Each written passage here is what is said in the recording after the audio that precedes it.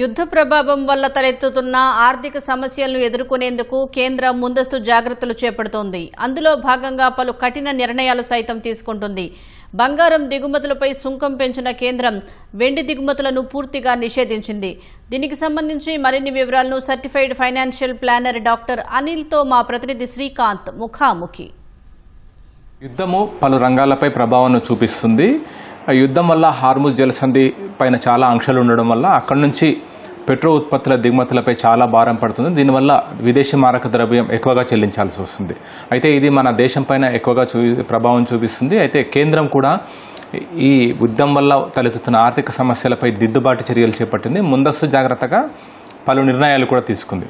అందులో భాగంగా విదేశీ మారక ద్రవ్యం ఎక్కువగా చెల్లించాల్సిన దిగుమతులపైన చాలా ఆంక్షలు విధించింది. అందులో బంగారం, వెండికి సంబంధించిన అంశాలు కూడా ఉన్నాయి. దాదాపు ఏడాది పాటు బంగారం కొనుగోలు చేయదని చెప్పి ఇదివరకే మోదీ ప్రకటించారు. అందులో భాగంగా దిగుమతి సుంకాన్ని కూడా పెంచారు. ప్రస్తుతం ఈ అంశాలకు సంబంధించి certified financial planner doctor Anil Kumar Bachchu గారు మనతో ఉన్నారు. ఆయన అడిగి మరో తెలుసుకున్నాం. నమస్కారం అనిల్ గారు. నమస్తే అండి. సార్, ఇప్పుడు మోడీ దాదాపు ఒక 10 రోజుల క్రితం ప్రకటించారు బంగారం దిగుమతులపైన మనం సర్దుబాటు చేసుకోవాలి, కొంచెం కఠినంగా ఉండాలని, కొనడం కొంచెం ఆపేయండి, ట్యాక్స్ కూడా కొంచెం. అవును, దానికి సంబంధించిన వివరాలు. సో ఒకటేంటంటే మనం ఫస్ట్ ఎందుకు చేశారనేది మోర్ ఇంపార్టెంట్. మనం చూసుకుంటే బంగారం ఆల్రెడీ మనకు అందరికీ ఇష్టం. అందుకే ఆర్బీఐ దగ్గర ఉన్నది ఓన్లీ 880 టన్నుల బంగారం మాత్రమే. బట్ మన ఇండియన్ గృహిణుల దగ్గర కానీ మన ఇళ్లలో ఉన్న బంగారం 25,000 టన్నులు, అంటే 27x రిజర్వ్ బ్యాంక్ కన్నా ఎక్కువగా ఇళ్లలో ఉంది. సో ఇంత బంగారం పెట్టుకొని మళ్ళీ ప్రతి నెల కూడా మనం దగ్గర ఎంత కాదన్నా 40 నుంచి 45 టన్నులు లాస్ట్ ఇయర్ ప్రతి నెల ఇంపోర్ట్ చేస్తూ ఉన్నాం. అదనేది ఈ సంవత్సరం చూసుకుంటే ఆల్రెడీ మొదటి 2 జనవరి ఫిబ్రవరిలో ఇంకా పెరిగి దగ్గర 60 టన్నుల వరకు అయింది. సో మన ఇంపోర్ట్ బిల్లు లాస్ట్ ఇయర్ దగ్గర $60 బిలియన్ ఈ 2025లో ఓన్లీ బంగారమే ఇంపోర్ట్ చేసుకున్నాం. $60 బిలియన్ అంటే 5,40,000 కోట్లు. అంత అమౌంట్ ఓన్లీ మనం బంగారం ఇంపోర్ట్ చేసుకుంటున్నాము. అది ఎందుకంటే బంగారం వల్ల ప్రొడక్టివ్ యాసెట్ కాదు. అదే మనం క్రూడ్ ఆయిల్ దానికి 10 రెట్లు చేసుకోవచ్చు. బట్ క్రూడ్ ఆయిల్ వల్ల ఎకానమీ రన్ అవుతుంది, అన్ని ఇండస్ట్రీస్ రన్ అవుతాయి. బట్ బంగారం ఇంపోర్ట్ ఏంటంటే మన డబ్బులు ఓన్లీ మనం డాలర్ల రూపంలో డాలర్లని అక్కడ పెట్టేస్తున్నాం, ఖర్చు చేస్తున్నాం, కానీ అది ఒక రకంగా నిరర్ధకమైన యాసెట్ లాగా ఉండిపోయింది. సో దానివల్ల ప్రభుత్వానికి ఏంటంటే ఇబ్బందులు. ఆల్రెడీ రూపాయి పతనం అవుతోంది, క్రూడ్ ఆయిల్ ధరలు పెరుగుతూ ఉన్నాయి. దాని మీద నుంచి ఇది బంగారం ఇంపోర్ట్స్ కూడా ప్రతి నెల పెరుగుతూ ఉండడం వల్ల ప్రభుత్వానికి ఇబ్బంది అవుతుంది, అటు రూపీకి ఇబ్బంది అవుతుంది, US డాలర్లు మన రిజర్వ్స్ పడిపోతూ ఉన్నాయి. అందుకోసమే ఇంతకుముందు ఒక 2 years 3 years వరకు 15% ఉండింది ఇది గోల్డ్ అండ్ సిల్వర్ పైన. దాన్ని 6% తగ్గించారు. కానీ 6% తగ్గించాక మనం కొనడం కొంచెం తక్కువ చేస్తాం అనుకున్నాం, కానీ ఇంకా పెరిగిపోయింది. అందుకే ప్రభుత్వాన్ని మళ్ళీ ఒక 9% అడిషనల్గా చేసి ఇప్పుడు 15% బంగారం పైన ఇంపోర్ట్ డ్యూటీ వేశారు. సిల్వర్ పైన కూడా ఉంది. సో సిల్వర్ కూడా ఏం తక్కువ కాదు. మనం సిల్వర్ వాల్యూ తక్కువ అనుకుంటాం. లాస్ట్ ఇయర్ మనం $10 బిలియన్, అంటే దగ్గర 1,00,000 కోట్ల వర్త్ ఆఫ్ సిల్వర్ మనము లాస్ట్ ఇయర్ ఇంపోర్ట్ చేసుకున్నాము. ఈ ఇయర్ ఇంకా పెరుగుతుందని ఎక్స్పెక్టేషన్స్ ఉన్నాయి. ఓకే సార్, సిల్వర్ వల్ల అంటే సిల్వర్ దిగుమతులను పూర్తిగా నిషేధించినట్టు కూడా దీనికి సంబంధించి ప్రకటనలు వస్తున్నాయి. దీనికి సంబంధించిన వివరాలు ఏంటి? యాక్చువల్లీ ఏంటంటే సిల్వర్ పూర్తిగా నిషేధించలేదు. సిల్వర్ని ఇంతకుముందు ఓపెన్ కేటగిరీ ఉండింది, దాన్ని రిస్ట్రిక్టెడ్ కేటగిరీ అని చేశారు. రిస్ట్రిక్టెడ్ కేటగిరీ ఏంటంటే లైసెన్స్ ఉన్న వాళ్ళు మాత్రమే ఇంపోర్ట్ చేసుకోవచ్చు. సో దీనివల్ల ఏంటంటే ఎవరైతే ఓన్లీ స్పెక్యులేషన్ కోసం జ్యువెలర్స్ ప్రైవేట్గా చాలా కొంటున్నారనమాట, అవసరం లేకుండా కూడా, అలాంటి వాటిని కొంచెం అంటే అంటే కొంచెం ఎంకరేజ్ చేయకుండా ఆపడానికి మాత్రమే ఈ రిస్ట్రిక్టెడ్ లైసెన్స్ అని తీసుకొచ్చారు. ఎవరైతే లైసెన్స్డ్ సిల్వర్ ఇంపోర్టర్స్ ఉన్నారో వాళ్ళకి ఎటువంటి ఇబ్బంది లేకుండా ప్రభుత్వానికి, ఆర్బీఐకి ఇన్ఫార్మ్ చేసి తీసుకోవచ్చు. అండ్ ఇక్కడ మేజర్ కన్సర్న్ ఏమొస్తుందంటే మనం సిల్వర్ వచ్చేసి ఇండస్ట్రియల్ మెటల్, అటు ఈవీస్ కానీ, బ్యాటరీ మ్యానుఫ్యాక్చరర్స్ కానీ, సెమీకండక్టర్ యూనిట్స్ కానీ చాలా వాటికి కూడా అవసరం. కాబట్టి వాళ్ళకి ఎటువంటి ఇబ్బంది లేకుండా SEZలు, ఈ ఎక్స్పోర్ట్ ఓరియంటెడ్ యూనిట్స్ ఏవైతే ఉన్నాయో వాటికైతే సిల్వర్ టన్నుల కొద్ది అవసరం వస్తుంది, వాటికి ఎటువంటి ఇబ్బంది లేకుండా ఇంపోర్ట్ చేసుకోవడానికి ప్రభుత్వం లైసెన్స్ ఇస్తూ ఉంది. ఫిజికల్ సిల్వర్ అనేది కొంచెం అవైలబిలిటీ తగ్గుతుంది, ప్రైస్ డిఫరెన్సెస్ ఇది ఇంటర్నేషనల్ మార్కెట్కి మనకు ఆల్రెడీ కొంచెం తేడా ఉంటుంది, ఎందుకంటే ట్యాక్సేషన్ వల్ల. ఇప్పుడు అడిషనల్ ట్యాక్సేషన్ ప్లస్ ఈ డిమాండ్ సప్లై స్క్వీజ్ అయితే ఉందో దానివల్ల అటు వేరే కంట్రీలో ఉన్న మార్కెట్స్కి మన దగ్గర ఉన్న సిల్వర్కి కానీ బంగారానికి కానీ ప్రైస్ డిఫరెన్స్ కొంచెం పెరగచ్చు. దాంతోపాటు కొంచెం బ్లాక్ మార్కెటింగ్ కూడా పెరగచ్చు. సో అదర్వైజ్ ఈ సప్లై ఇష్యూ వల్ల మాత్రం సిల్వర్లో కొంచెం ఎక్కువగా ఇబ్బంది రావచ్చు, స్పెక్యులేషన్ ఎక్కువగా పెరగచ్చు. బట్ స్పెక్యులేషన్కి గురి కావద్దు అనేది మాత్రం చాలా చూసాము. 4 లక్షల అదే ఇప్పటికే బంగారం వెండి ధరలు విపరీతంగా పెరిగిపోయాయి. అవును, వెండి అయితే ఏకంగా అంటే ఒక సంవత్సరం వ్యవధిలో 2 నుంచి 3 రెట్ల వరకు కూడా పెరిగినట్టుంది. 2025 జనవరిలో దాదాపు 1,00,000 లోపు ఉన్నది, అంటే 90,000 అంతా ఉన్నది. ఇప్పుడు 2,70,000 అంటే 3 రెట్ల పైగా పెరిగింది.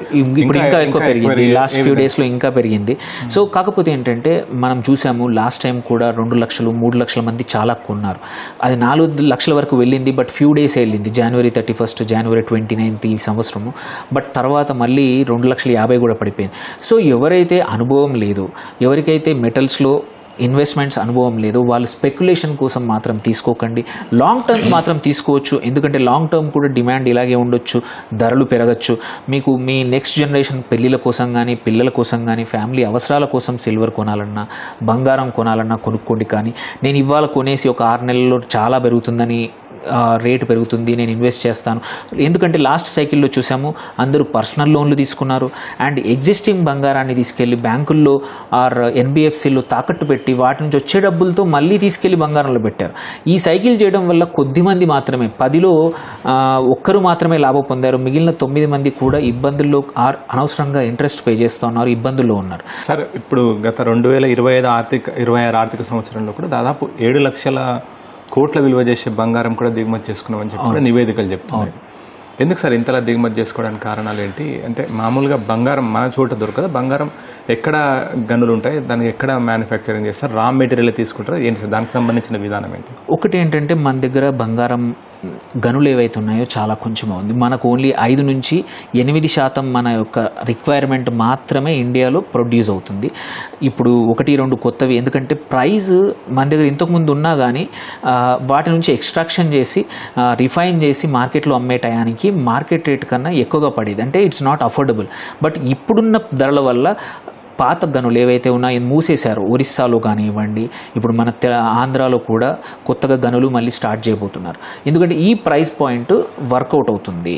ఇది కొత్తగా ఇప్పుడు మన పాత మూసిపోయిన గనులు కూడా తవ్వేసి అక్కడ నుంచి కూడా తీసుకొని రిఫైన్ చేయడానికి అనమాట. సో ఇంకా కొన్ని రోజుల తర్వాత మన ఈ 5 to 8% అనేది 14-15% వరకు పెరగచ్చు. బట్ మోస్ట్ ఆఫ్ ద మన గోల్డ్ అయితే రిక్వైర్మెంట్ ఉందో అది పక్కా మనం ఇంపోర్ట్ చేసుకోవాల్సిందే. బంగారంకి ఆల్టర్నేట్ ఇన్వెస్ట్మెంట్ అవెన్యూస్ ఏంటి? Equity markets.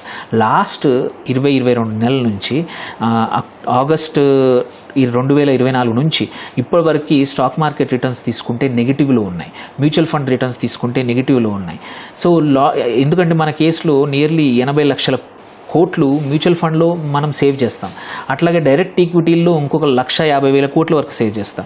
సో ఇంత అమౌంట్ పైన ఎటువంటి రిటర్న్స్ రాలేదు.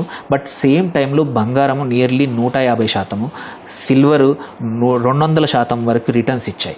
సో ఏమైంది, అటు ఆల్టర్నేట్గా అటు ఈక్విటీ పనిచేయకపోయేసరికి అందరూ మెటల్స్ వైపు వచ్చి మనం ఎక్కువగా స్పెక్యులేషన్ కోసం కానీ ఇన్వెస్ట్మెంట్ కోసం కానీ గోల్డ్ ఇంపోర్ట్ చేసుకుంటున్నారు, ఈటీఎఫ్ రూపంలో కానీ ఫండ్ ఆఫ్ ఫండ్స్ కానీ డైరెక్ట్గా ఫిజికల్గా కూడా కొనుక్కొని పెడుతున్నారు. ఇది ఇంతకుముందు అక్కడ రిటర్న్స్ వచ్చి ఉంటే దీనికి తక్కువగా ఉండేది.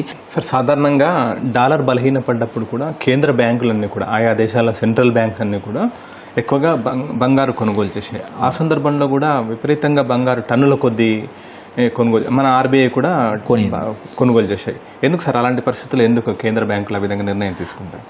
యాక్చువల్లీ ఏంటంటే లాస్ట్ 3 సంవత్సరాల నుంచి కొంచెం స్పెషల్ సర్కమ్స్టాన్సెస్ ప్రపంచంలో ఉన్నాయి. ఏంటంటే ఈ ట్రంప్ వచ్చాక అమెరికన్ డాలర్ని నమ్మే పరిస్థితి పోయింది. మనం చూసాము మల్టిపుల్ యుద్ధాలు వచ్చినప్పుడు ఏంటంటే అమెరికా నచ్చితే US డాలర్ రిజర్వ్స్ అన్నింటినీ కూడా బ్లాక్ చేస్తూ ఉంది. అంటే మన సొంత డబ్బుల్ని మనము వాడుకోవడానికి, ఇప్పుడు సపోజ్ మనం రేపు పాకిస్తాన్తో యుద్ధానికి వెళ్ళినప్పుడు అనుకోండి, మన డబ్బులు లండన్లోనే ఉన్నాయో లేకపోతే అమెరికన్ బ్యాంకుల్లో ఉంటే భారత ప్రభుత్వం డబ్బులు, వాటిని బ్లాక్ చేస్తే మన అవసరానికి ఉపయోగపడని డాలర్లు ఎలా ఇబ్బంది అవుతుందో రష్యా అలాగే ఇబ్బంది పడింది. నియర్లీ $200 బిలియన్ రష్యా యాసెట్స్ అన్ని ఫ్రీజ్ చేశారు. సో దానివల్ల రష్యన్ ఎకానమీ దెబ్బతింది. యుద్ధానికి ప్రిపేర్ అయ్యి అటు ఉక్రెయిన్ యుద్ధం ఇంకా నడుస్తూ ఉంది, ఎందుకంటే డిసిసివ్గా డబ్బులు లేకపోవడం వల్ల. ఇలాంటి పరిస్థితి మా దేశానికి కూడా రేపేమైనా మాకు ఇబ్బంది వచ్చినప్పుడు మనకు అమెరికా మన డబ్బుల్ని బ్లాక్ చేస్తే ఎలా? అందుకే US డాలర్ల బదులు బంగారం కానీ వేరే యాసెట్స్, వేరే కరెన్సీ డైవర్సిఫై చేసుకోవడం. మనకు చూసుకుంటే దగ్గర దగ్గర $700 బిలియన్ మన ఫారెన్ ఎక్స్చేంజ్ ఉంది. అందులో ఇంతకుముందు గోల్డ్ది ఓన్లీ 12 నుంచి 13% మాత్రమే మన గోల్డ్ రిజర్వ్స్ ఉండే. వాటిని ఏం చేసింది ఆర్బీఐ, ఇలా కాదని ఇప్పుడు 18 నుంచి 20% తీసుకెళ్ళింది. అట్లా మనం ఒక్కరమే కాదు, ప్రపంచవ్యాప్తంగా మీరు పోలాండ్ తీసుకున్న, చాలా కంట్రీస్, రష్యా తీసుకున్న, ప్రతి ఒక్కరు కూడా సెంట్రల్ బ్యాంక్స్ ఏవైతే రిజర్వ్ బ్యాంక్స్ ఉన్నాయో డాలర్ నుంచి కొంచెం డైవర్సిఫై చేస్తూ బంగారం వైపు మళ్ళిస్తే ఏంటంటే రేపు ఏదైనా ఇబ్బంది వచ్చినా కానీ బంగారం ఓపెన్ మార్కెట్లో అమ్ముకుని, అది కూడా చూసాం. ఈ యుద్ధం తర్వాత కొన్ని దేశాలకి లిక్విడిటీ సమస్య వచ్చినప్పుడు అటు రష్యా, టర్కీ, ఈవెన్ యూఏఈ లాంటి గల్ఫ్ దేశాలు కూడా, ఎందుకంటే ఎక్స్టెండెడ్ పీరియడ్ ఆయిల్ ఎక్స్పోర్ట్ ఆగిపోవడం వల్ల వాళ్ళ రెగ్యులర్ అవసరాల కోసం వాళ్ళ దగ్గర ఉన్న బంగారాన్ని ఓపెన్ మార్కెట్లో అమ్మితే కొన్ని రోజులు చూసాం యుద్ధం స్టార్ట్ అయ్యాక ఒక 4-5% బంగారం పడిపోయింది. రీజన్ ఏంటంటే టన్నుల కొద్ది బంగారం ఓపెన్ మార్కెట్లో రిజర్వ్ బ్యాంక్స్ అమ్మాయి. బట్ ఒకసారి యుద్ధం ఆగిపోతే మాత్రం మళ్ళీ మన ఆర్బీఐ, ప్రపంచవ్యాప్తంగా అన్ని రిజర్వ్ బ్యాంక్స్ కూడా బంగారాన్ని మళ్ళీ ఎక్కువగా కొనే అవకాశం ఉంది. సార్, అత్యధికంగా ప్రపంచ దేశాలతో పోలిస్తే ఎవరి దగ్గర ఎక్కువగా బంగారు నిల్వలు ఉన్నాయి సార్? ఏ దేశం వద్ద ఎక్కువగా బంగారు నిల్వలు ఉన్నాయి? మన దేశం పరిస్థితి ఏంది? మన ఆర్బీఐ దగ్గర ఎంత బంగారు నిల్వలు ఉన్నాయి? గృహిణులతో మీరు ఎందాక అన్నారు, దాదాపు గృహిణులతో పోలిస్తే అంటే ఆర్బీఐ దగ్గర ఉన్న బంగారం కంటే ఎక్కువగా కూడా 26 అంత ఎక్కువగా ఉందంటున్నారు. అది అంటే మోడీ ఇచ్చిన పిలుపు మేరకు అది కూడా కన్జంప్షన్లోకి తెస్తే బాగుంటుంది అనేది. ఎందుకంటే ఒకటి ఇంట్లో పెడితే అంటే ధర పెరుగుతుంది, నా వద్ద ఉన్న బంగారం ధర పెరుగుతుంది, కానీ సర్క్యులేషన్లోకి రావట్లేదు, జస్ట్ అదే విధంగా ఉంటుంది. దీనికి కేంద్రం తీసుకుంటున్న చర్యలు ఏమైనా ఉపయోగపడే అవకాశం ఉంటుంది? సో ఒకటి, మీరు అడిగిన దాని ప్రకారం చూస్తే మాత్రం ఫస్ట్ అమెరికా దగ్గర ఎక్కువగా మ్యాక్సిమం రిజర్వ్స్ ఉన్నాయి. సెకండ్ రష్యా, తర్వాత థర్డ్ మనము, తర్వాతే చైనా, జర్మనీ, అన్ని వాటిల్లో ఉన్నాయి. సో మన దగ్గర ఉన్నది కూడా తీసుకుంటే మేము చెప్పినట్టు ఓన్లీ 860 టన్నులు మాత్రమే ఆర్బీఐ దగ్గర ఉంది. అందులో కూడా 630 టన్నులు మాత్రం ఇండియాలో ఉంది. ఇండియాలో 2-3 చోట్ల, నాగపూర్లో కానీ 3-4 చోట్ల స్టోరేజ్ ఉందో, అక్కడ నాగపూర్లో కొన్ని చోట్ల మాత్రమే మనం స్టోరేజ్ చేశాము. మిగిలినది మాత్రం లండన్లోని BISలో కానీ వేరే చోట మన ఆర్బీఐ రిజర్వ్ చేసి పెట్టింది. సో అలాంటప్పుడు ఏంటంటే గోయింగ్ ఫార్వర్డ్ ఈ సంవత్సరం కూడా చాలా మటుకు బయట నుంచి తీసుకొచ్చేసాము. ఇండియన్ బంగారం నిల్వలు ఆర్బీఐ తీసుకొచ్చింది. ఎందుకంటే సేమ్ నేను చెప్పినట్టు అమెరికా ఎప్పుడు లాగేసుకుంటుందో తెలియదు, ఎప్పుడు ఫ్రీజ్ చేస్తుందో తెలియదు, అందుకే మన అన్సర్టనిటీ పోవాలంటే మన బంగారం, మన యాసెట్స్ మన దగ్గరే ఉండాలి. అదే జరుగుతూ ఉంది. అట్లీస్ట్ ఇంపోర్ట్స్ ఆగిపోతే మాత్రం మనకి ఇబ్బంది లేకుండా బాగా ఉండే అవకాశం ఉంది. కాబట్టి ఇంపోర్ట్స్ తక్కువ చేసే అవకాశాన్ని మాత్రమే చేస్తారు, కానీ ఇట్లా ఉన్న సర్క్యులేషన్లోకి మళ్ళీ స్టోరేజ్ హౌస్ హోల్డ్స్ దగ్గర ఉన్న బంగారాన్ని తీసుకొని మళ్ళీ వాడడం మాత్రం చేరండి. సార్, ప్రస్తుతము బంగారం పైన సుంకం పెంచారు, అంతేకాకుండా వెండి పైన బాగా రిస్ట్రిక్షన్స్ పెట్టారు. దీనివల్ల ఈ రంగంపై ఆధారపడి ఎంతో మంది ఉంటారు కదా సార్, అంటే దాదాపు కోట్ల మంది. ఎందుకంటే గోల్డ్ స్మిత్ కానీ లేదంటే దానికి సంబంధించిన వ్యాపారం నిర్వహించే వాళ్ళు కానీ, ఎందుకంటే కొనుగోలు చేయడం, అమ్మకాలు చేయడం, ఆ విధంగా ఎంతో ఉంటుంది. దానికి సంబంధించిన ఆ రంగం ఏ విధంగా ఒకవేళ ఇబ్బందులు ఎదుర్కొనే అవకాశం ఉంటుందా? ప్రత్యామ్నాయం ఏం ఆలోచిస్తారు? మల్టిపుల్ రంగాలు ఉన్నాయి. ఒకటి బులియన్ ట్రేడర్స్ డైరెక్ట్ ఇంపాక్ట్ అవుతారు, బంగారం వర్తకులు వాళ్ళ దగ్గర పనిచేసేవాళ్ళు. దాంతోపాటు బంగారం కార్మికులు చూసుకుంటే అక్రాస్ దగ్గర ఒక 1 కోటి మంది ఇండియా మొత్తం ఈ ఇండస్ట్రీలో ఆర్గనైజ్డ్ ఉన్నారు. సో వాళ్ళందరికీ కూడా కొంచెం పని తగ్గే అవకాశం ఉంది. But at the same time ఇది ఇంపోర్ట్ బదులు ఇప్పుడున్న బంగారాన్ని రీసైకిల్ చేయడం, ఎవరైతే బ్యాంకుల్లో పెట్టుకున్నారో ఒట్టి బంగారం రూపాయలు పెట్టుకున్నారో వాళ్ళు రేటు పెరిగితే ఓపెన్ మార్కెట్లో అమ్మితే ఏంటంటే అట్లీస్ట్ $US కన్జంప్షన్ కాదు, లోకల్ సర్క్యులర్ ఎకానమీ పెరుగుతుంది, డిమాండ్ కొంచెం తగ్గొచ్చు. ఏంటంటే కాకపోతే ఒకటి ఇబ్బంది అయ్యేది మాత్రం ఎక్స్పోర్ట్ ఓరియంటెడ్. మనం ఇండియా డైమండ్ జ్యువెలరీ, గోల్డ్ జ్యువెలరీకి ఎక్స్పోర్ట్స్ చాలా పెద్ద అమౌంట్ ఉంటాయి. వాటి ఇండస్ట్రీస్కి మాత్రం కొంచెం ఇబ్బంది రావచ్చు. అండ్ అదర్వైజ్ ఇదంతా కూడా టెంపరీ. మనం ఇవంతా గోల్డ్ రిస్ట్రిక్షన్స్ కానీ ఇవన్నీ కూడా ప్రభుత్వం 3 నుంచి 6 నెలల వరకు ఉంచి ఒక్కసారి కొంచెం పరిస్థితులు ఇంప్రూవ్ అయ్యి క్రూడ్ ఆయిల్ ప్రైజెస్ మళ్ళీ $60 నుంచి $70 మధ్యలో వస్తే స్లోగా అన్నీ తగ్గిస్తుంది. ఎందుకంటే మన ఎకానమీ ఇప్పుడు చాలా పెద్దగా అయిపోయింది సైజ్.